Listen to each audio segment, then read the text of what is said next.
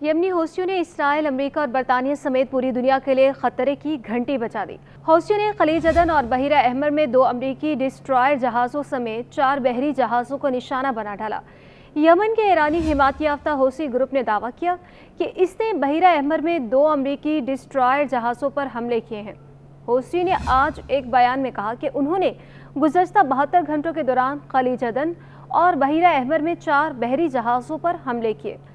Group के एक बयान में यह भी कहा गया कि इसने गुज़श्ता 72 घंटों के दौरान मुतादिद बैलिस्टिक मिसाइलों और ड्रोन्स के साथ फौजी कार्रवाइयाँ की हैं, जिनमें खलीज अदन और बहिरा अहमर में 2 अमरीकी फौजी डिस्ट्रॉयर जहाज़ों समेत 4 बहरी जहाज़ों को निशाना बनाया गया।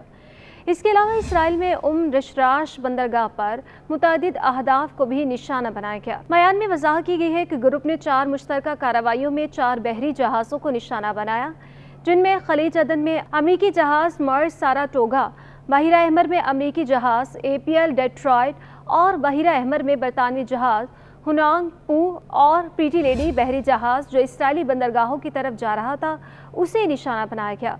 हौसी के मुताबिक उनके हमलों में बहरी जहाज़ों को शदीद नुकसान पहुंचा है।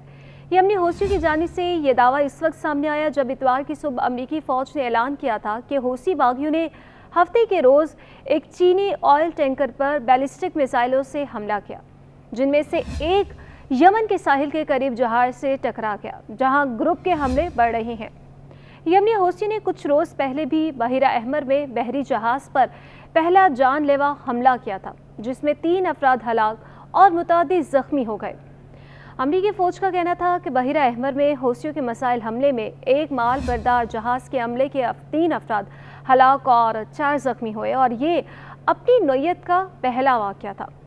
अमरीकी फ़ौज के वस्ती कमान सेंटकॉम ने एक बयान में कहा था कि ईरानी हिमायत याफ्ता यमनी हौसियों की तरफ से बहिरा अहमर के खलीज अदन के इलाके में किए गए हमले में माल बरदार जहाज़ को भी काफ़ी नुकसान पहुंचा।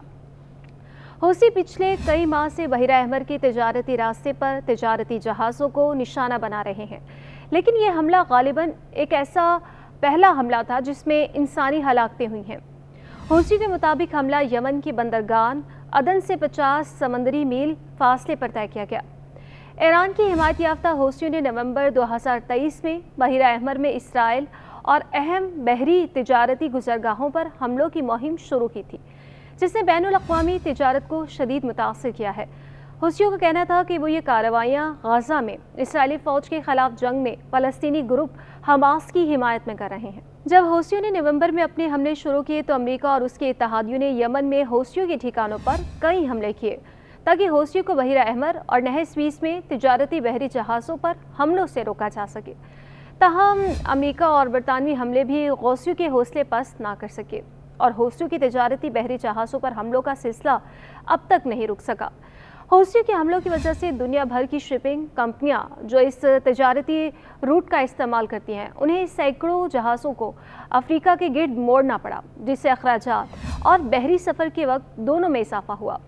यमन में 2014 में शुरू होने वाली खाना जंगी के बाद से हौसी अब मुल्क की ज़्यादातर आबादी वाले शुमाल पर काबिज हैं, जिसमें हदीदा की बंदरगाह भी शामिल है।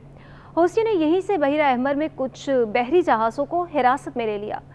हौसी जो यमन में बहिरा अहमर के साहिल पर काबिज हैं, बैनुल-अक़वामी दबाव के सामने पीछे नहीं हट रहे और उनके पास वाज़ेह तौर पर मिसाइलों और ड्रोन्स का एक ताकतवर हथियार है और वो उन्हें मगरबी जंगी जहाज़ों के खिलाफ लॉन्च करने से नहीं डरते।